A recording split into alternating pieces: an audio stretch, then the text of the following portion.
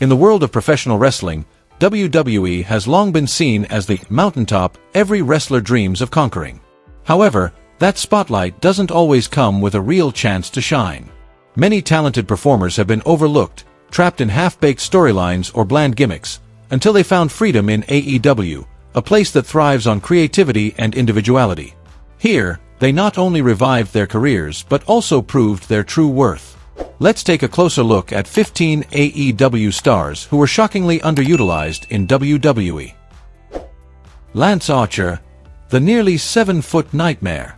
Before arriving in WWE in 2009, Lance Archer had already been part of the pro wrestling scene but had yet to make a major impact. In TNA, he mostly competed in tag teams, partnering with Kid Cash, Matt Bentley, and Jimmy Rave. Although he managed to capture some tag team titles, Archer's time in the Impact Zone was still largely forgettable, never enough to make him a name fans couldn't ignore. Archer, however, possessed almost everything WWE typically looks for in a giant newcomer. Near 7-foot stature, roughly 270 pounds, a powerful build, and a look that stood out.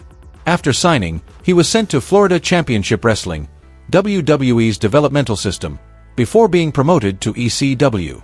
But just before his debut, Vince McMahon made a controversial call. He told then head of talent relations John Laurinaitis that Archer, now renamed Vance Archer for no clear reason, had to shave off his signature braided beard and cut his hair short. This stripped away his gritty metalhead persona and replaced it with a cleaner look that some compared to Bradley Cooper. While the makeover made him appear tidier, it also robbed him of the edge that made him unique. During his year-plus in WWE, Archer struggled to find his footing. His most notable run came in a tag team with Curt Hawkins, but the pair received little push and quickly faded from view. By the time his familiar long hair started growing back, his contract was already terminated, without much fanfare from the audience. But that wasn't the end. After leaving WWE, Archer reinvented himself in New Japan Pro Wrestling, where he was finally allowed to unleash his hard-hitting, intense style. His standout performances there caught AEW's attention, and in AEW, Archer was given high-profile matches and meaningful storylines, proving that, when used correctly, his potential could absolutely shine. Jake Hager, the All-American Executioner. Much like Lance Archer, Jake Hager had all the traits WWE usually wants in a top star: towering height, a muscular frame, a likable face, and an elite amateur wrestling background. His collegiate accolades earned him the nickname All-American American, a nod to both his national pride and his legitimate skills. WWE wasted little time putting Hager under the spotlight. Debuting in 2008 under the name Jack Swagger, he quickly turned heads in ECW, which at the time was often used to test up-and-coming talent. With an impressive undefeated streak, Hager defeated Matt Hardy to win the ECW Championship, launching a rapid rise through the ranks. Not long after, he set his sights on bigger prizes. The most memorable moment came when Swagger cashed in his Money in the Bank contract almost immediately to become World Heavyweight Champion, a moment that seemed like it would catapult him into WWE's A-list. But the excitement didn't last. Once his title reign ended, WWE's faith in him appeared to fade. Though he went on to win the United States Championship and formed a strong tag team with Cesaro, his place in the pecking order steadily declined. Vince McMahon's lack of interest meant that when Hager requested his release, it was granted without hesitation. After WWE, Hager transitioned into MMA, competing for Bellator and proving his legitimate toughness. When he joined AEW, he was slotted perfectly into his wheelhouse, a cold, destructive enforcer for the inner circle, tasked with protecting allies and punishing enemies. Here, Hager showed that with the right booking, he could be a force anyone would think twice about crossing. Tay Conti, the Brazilian, rose with a throw to end it all. Once considered an Olympic hopeful for Brazil in judo, Tay Conti, real name Tainara Melo, caught WWE's attention thanks to her impressive martial arts and gymnastics background. Add in her striking looks, youth, and rich South American heritage, and she was the perfect fit for WWE's long-standing goal of finding the next breakout star from Latin America to expand its global reach. With no prior experience in professional wrestling, Conti joined WWE's Performance Center in October 2016. There, she diligently learned everything, from basic wrestling techniques to the art of performing for a live crowd. Her hard work quickly led to big opportunities. Competing in the Mae Young Classic, a tournament showcasing top female talent from around the world, and appearing in the Women's Battle Royal at WrestleMania, a stage many spend years chasing. Still, for someone as ambitious as Conti, those scattered chances weren't enough. She wanted a clear storyline, a spotlight role that would allow her to fully showcase her abilities. When that never came, frustration grew. Conti requested her release multiple times, but each time, WWE refused. The turning point came during the early months of the COVID-19 pandemic, when WWE made sweeping roster cuts, and Conti was among those let go. For WWE, it was a roster cleanup, but for AEW, it was a golden opportunity. Just a few months later, in September 2020, AEW signed her without hesitation. Under her new banner, Conti made an immediate impact, teaming with Anna Jay to form a duo that was both powerful and captivating in the ring. Still in her 20s, with rapidly improving skills and a distinctive personality, Tay Conti has become one of AEW's brightest stars today and a strong contender to be a cornerstone of women's wrestling for years to come. Colt Cabana, the wrestling world's master entertainer. Before signing with WWE, Colt Cabana was already a well-known name on the independent wrestling scene, both in the US and abroad. He wrestled everywhere, from rings in Japan and Europe to pioneering promotions like the early days of Ring of Honor. No matter the venue, Cabana had a knack for making fans laugh, surprising them, and sparking huge reactions with his mix of wrestling styles and signature comedic flair. While he occasionally appeared in WWE as an enhancement talent, it wasn't until 2007 that Cabana officially signed with the company. He was sent to Ohio Valley Wrestling, then later to Florida Championship Wrestling, WWE's developmental territories where young talent honed their skills before the big stage. For over a year, Cabana trained relentlessly, refining both his in-ring technique and showmanship, waiting for his breakout moment. Unfortunately, his debut was far from spectacular. Instead of a major storyline, Cabana was repackaged as Scotty Goldman, a name that sounded like it had been pulled from a random name generator, and promptly lost to Brian Kendrick in just a few minutes. With little time to prove himself, he was shuffled into low-profile matches before disappearing from TV altogether. After a few rare appearances, WWE released him, ending a short and underwhelming run. AEW, however, saw him through a completely different lens. They recognized not just a seasoned wrestler with enduring skill, but a true entertainer who could capture an audience's attention in any situation. Joining AEW, Cabana was finally given the freedom to showcase his full personality, from his technical wrestling to his trademark humor. This time, the global wrestling audience got to see Colt Cabana shine exactly the way he was always meant to. Lucasaurus, AEW's giant dinosaur. Once again, WWE let slip the kind of talent they've always claimed to be searching for. A young, towering wrestler with an impressive physique and enough personality to win over a crowd. In 2014, they parted ways with Lucasaurus, back then, without the now iconic dinosaur mask. Had the wrestling dinosaur character existed at the time, Vince McMahon likely would have jumped at a long-term deal, capitalizing on merchandise sales from toys, t-shirts, and other kid-friendly products, especially during WWE's PG-focused era. During his WWE stint, he wrestled under the name Judas Devlin, blending into the crowded pool of rookies in the developmental system. Despite his dedication, Devlin's career took a major hit when he suffered a severe hip injury. While recovering, WWE unexpectedly released him. On top of that, he became one of the few to publicly accuse trainer Bill DeMott of abusive behavior, a move that contributed to DeMott's ousting but also made some in the industry wary of him. Instead of walking away, Devlin reinvented himself. He appeared on the reality show Big Brother, then returned to wrestling with a new persona in Lucha Underground as Vibora, a mysterious, powerful, and slightly ominous figure. The real turning point came when he created Lucasaurus, a dinosaur warrior, equal parts fierce and approachable, combining brute strength with a unique ability to connect with fans. This character quickly caught on in promotions like Ring of Honor and Impact Wrestling. After joining AEW, Lucasaurus became part of one of the most beloved trios in the company alongside Jungle Boy and Marco Stunt.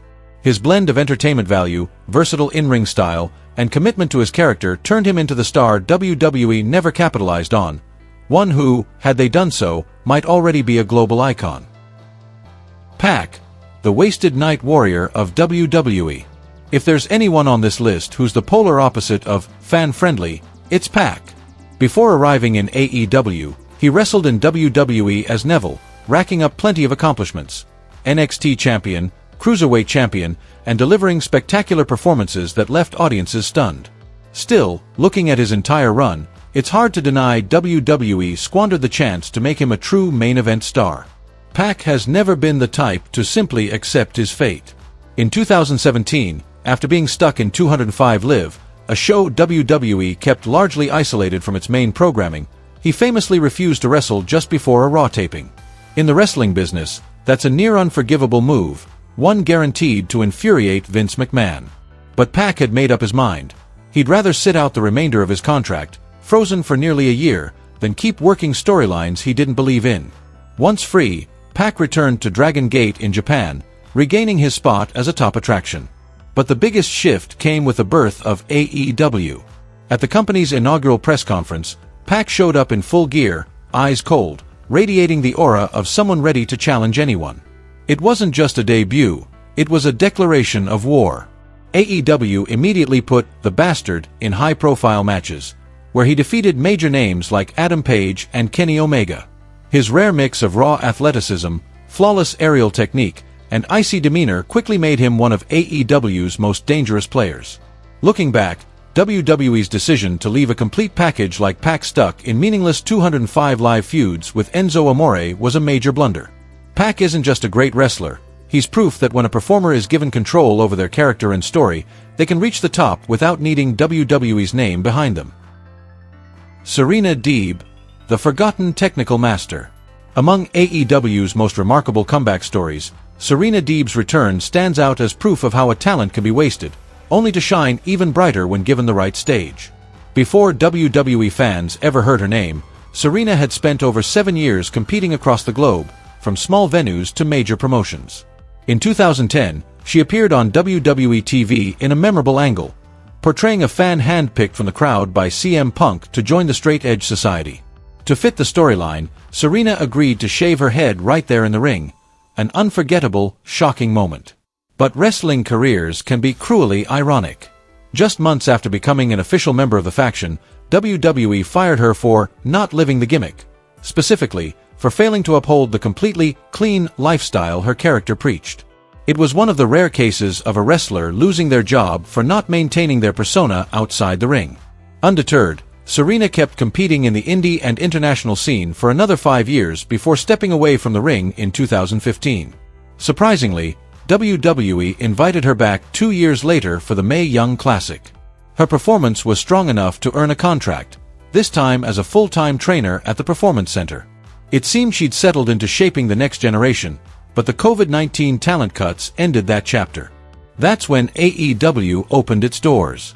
Joining the company, Serena quickly proved her worth, defeating Thunder Rosa on Dynamite to retain the NWA Women's Championship, a clear statement that she wasn't just a great coach but one of the finest technical wrestlers of her generation.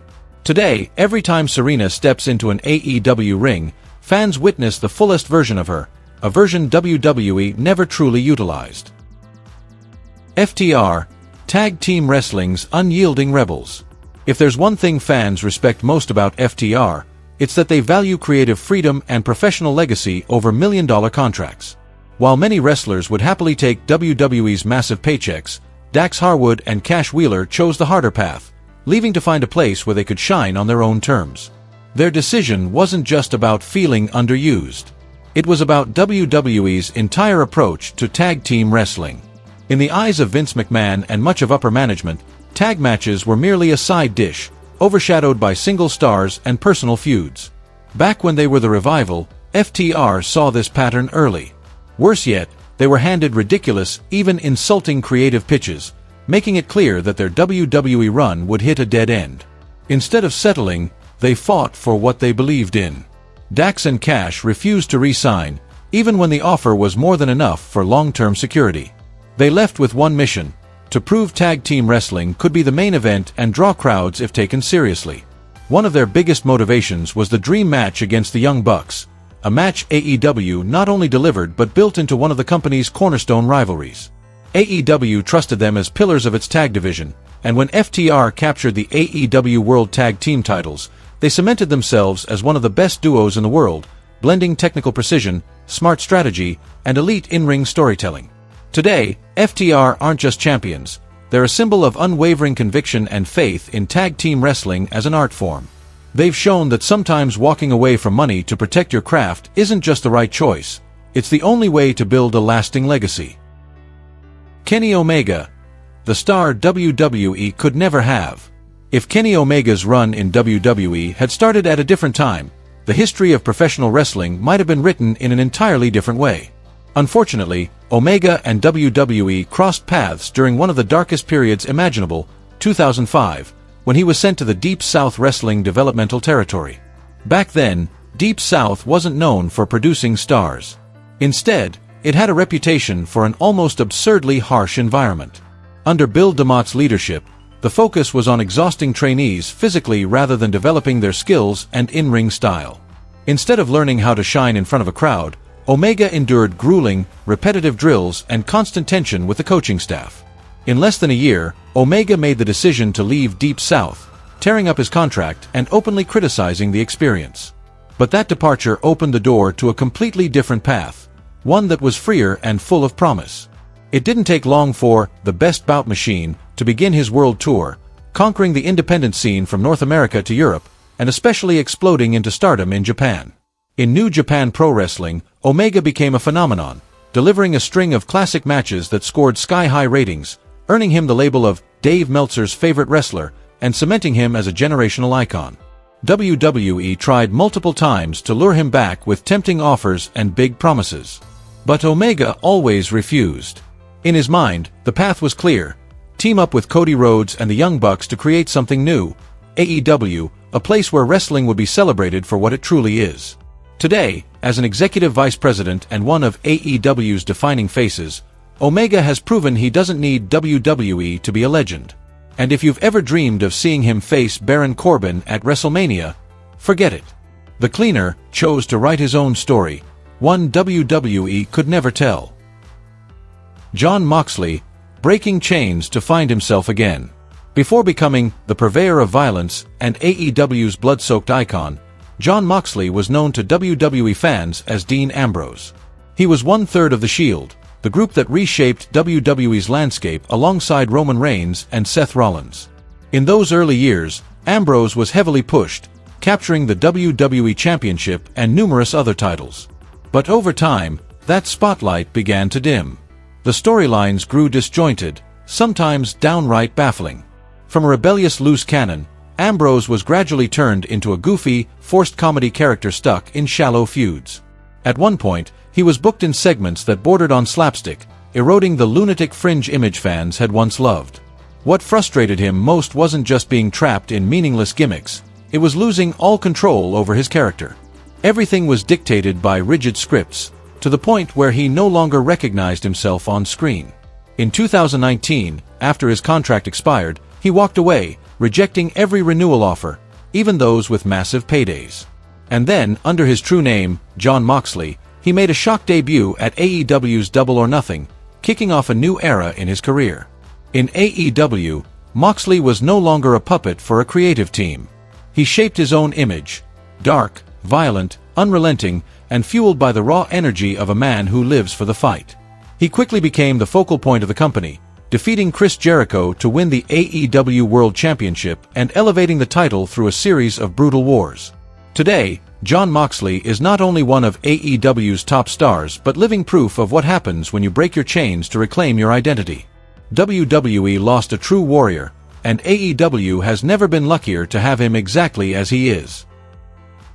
Miro, the Redeemer rising from the ashes. Before stepping into AEW as the Redeemer, Miro was a name that commanded attention in WWE under the persona of Rusev, the powerful Bulgarian brute. He debuted with a dominant, undefeated streak, crushing opponents one after another to cement his image as a monster in the ring. His peak in WWE came during the explosion of the Rusev Day movement. What started as a light-hearted chant on a show transformed into a cultural phenomenon, with thousands of fans chanting Rusev Day every week in arenas. Yet instead of riding that wave to turn Rusev into a main event star, WWE let the moment slip away. Despite overwhelming fan support, he was stuck in mid-card storylines, given underwhelming matches, and kept far from the main title scene. From a rising star, Rusev gradually faded from prominence on WWE programming. Frustration built over time, leading Miro to walk away in search of a place where he could truly unleash his abilities. AEW gave him that chance. From the moment he appeared, fans could feel the shift. No longer restrained, he returned as a reborn warrior, brutal, cold, and undeniably dominant.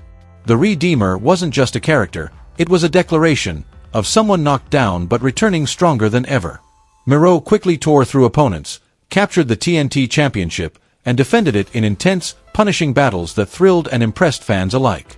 Today, Miro has proven he's far more than a former WWE guy. He's a legitimate top-tier star, someone who stepped out of the shadow, redefined himself, and forced the wrestling world to take notice. WWE let a rare gem slip away, while AEW gained one of the most dangerous competitors of this generation. Andrade Elidolo, the overlooked international star. In pro wrestling, some talents have every ingredient to become global icons: charisma, elite in-ring skills, and the ability to connect with audiences anywhere. Andrade Elidolo is the perfect example. In WWE's NXT, he ruled the brand, capturing the NXT Championship after a series of show-stealing matches. His style, a seamless fusion of high-speed lucha libre and the solidity of American wrestling, set him apart from an already stacked roster. After conquering NXT, Andrade moved to the main roster with high expectations. He soon added the United States Championship to his resume. But instead of being pushed as a top star, he was often placed in random matches with no long-term direction. His appearances became shorter and more sporadic, often just to fill airtime, while his creativity and skill were buried under uninspired booking. The real tragedy was WWE never fully tapping into Andrade's potential as an international attraction, someone who could bridge North America and Latin America, and even win over fans worldwide. Eventually, Andrade chose to leave that stifling environment and head to AEW, where he could finally showcase his full range. In AEW, Andrade Elidolo emerged with a sharp, confident, and commanding presence, like a true kingpin. Free from creative restraints, he was given the platform to compete in high-caliber matches, where his blend of lucha libre flair and modern American wrestling made him more dangerous than ever. Andrade isn't just a great wrestler, he's living proof that talent needs the right stage to shine. WWE may have wasted his potential, but AEW has turned Elidolo into a world-class star, someone who steps into the ring and demands every eye stay locked on him until the final bell. Shawn Spears, from forgotten Perfect 10 to cold-blooded villain. For many WWE fans, the name Tye Dillinger was once synonymous with the Perfect 10 chant, a simple yet captivating slogan that had crowds roaring every time he stepped into the ring. Whenever Dillinger raised his hands to form the number 10, the arena erupted.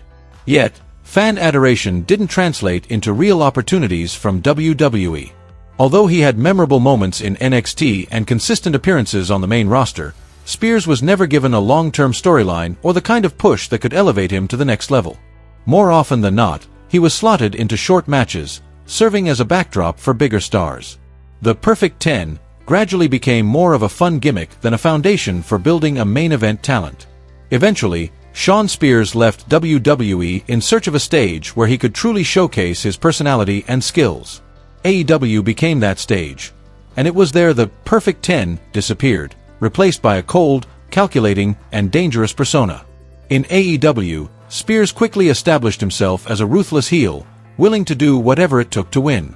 Aligning with MJF and joining the Pinnacle made him more dangerous than ever. Within the group, Spears wasn't the light-hearted crowd-pleaser anymore. He was a silent assassin, knowing exactly when to strike and when to bide his time. His AEW matches proved that his technical ability and in-ring storytelling had never gone away. From brutal chair shots to the icy stare he gave fallen opponents, Spears showed he was worth far more than WWE had allowed him to be. Shawn Spears stands as clear proof that sometimes, a wrestler doesn't lack talent or fan support. They simply lack the right platform to maximize it. And with AEW, Spears has finally found the spotlight meant for him. Malachi Black, the Awakening of Darkness. Before stepping into AEW as Malachi Black, WWE fans knew him as Aleister Black, one of the most visually striking and cinematic characters the company had ever presented. With a gothic aura, piercing stare, and haunting debut vignettes, Aleister quickly rose to stardom in NXT. There, he impressed not only with fast-paced, technical matches, but also with his devastating black mass finisher, swift, precise, and decisive. However, things changed once he moved to the main roster. At first, he had a few standout moments, but soon WWE all but made him disappear from TV. For months, Alistair was benched, occasionally showing up in cryptic promos with no clear direction, only for those storylines to be abruptly dropped. His talent, mystique, and potential for a top-tier character were squandered in baffling fashion. WWE's decision to release him closed that chapter, but also opened the door to a new one. When he appeared in AEW, Malachi Black made an immediate impact. No longer limited by creative restraints, he had full control over his presentation, storytelling, and persona. He quickly formed the House of Black, a dark, fearsome faction blending mysticism, occult themes, and raw violence. Under Malachi's leadership, the group didn't just intimidate opponents, they pulled audiences into a world where every detail mattered. From entrances, lighting, and music to subtle gestures, everything was crafted to send chills down spines. In AEW, Malachi proved that a dark character doesn't have to survive on a few vignettes or a short-lived gimmick. He turned darkness into a weapon, mystery into a brand, and himself into a name that commands respect and fear. WWE may have let a rare gem slip away, but in AEW, that gem has been sharpened into the deadliest blade in the shadows. Samoa Joe, the Forgotten Destroyer. In the world of professional wrestling, few can both intimidate opponents and keep fans holding their breath for every move quite like Samoa Joe. With a massive frame, overwhelming power, and the agility of a lightweight, Joe embodies pure brutality and calculated intelligence inside the ring. When he arrived in WWE, Samoa Joe instantly proved himself a dominant force in NXT. He became a two-time NXT champion, delivering classics against Finn Balor, Shinsuke Nakamura, and Sami Zayn. His lethal blend of razor-sharp submission holds and sledgehammer-like strikes earned him the nickname the Unstoppable Destroyer. But once he moved to the main roster, the story changed. WWE seemed unsure how to fully utilize Joe beyond a few short-lived rivalries with Brock Lesnar, AJ Styles, and Roman Reigns. Although he continued producing hard-hitting matches and delivering intense promos, frequent injuries and creative neglect pushed him out of major storylines. At one point, Joe was even used primarily as a commentator, a role he excelled in, but one that could never match the impact he had when standing in the middle of the ring. After leaving WWE, Samoa Joe returned to ROH and AEW, where he was finally given the freedom to be himself. No longer restricted, he emerged as a cold, calculating, and ruthless champion, dominating with reigns as TNT champion and ROH World Television champion. In AEW, Samoa Joe doesn't need to shout to assert his authority. Every strike and every icy glare serves as a warning. WWE may have squandered the chance to make him the company's ultimate monster, but AEW understands that Joe is more than a wrestler. He is the embodiment of pure menace. And when the Samoan submission machine steps into the ring, everyone in the arena knows one thing for certain: someone will leave in absolute silence. That wraps up the story of 15 AEW stars once wasted by WWE. If you enjoy deeper insights into the world of wrestling, don't forget to hit like, subscribe, and turn on the notification bell so you won't miss the next video from Wrestling Sphere.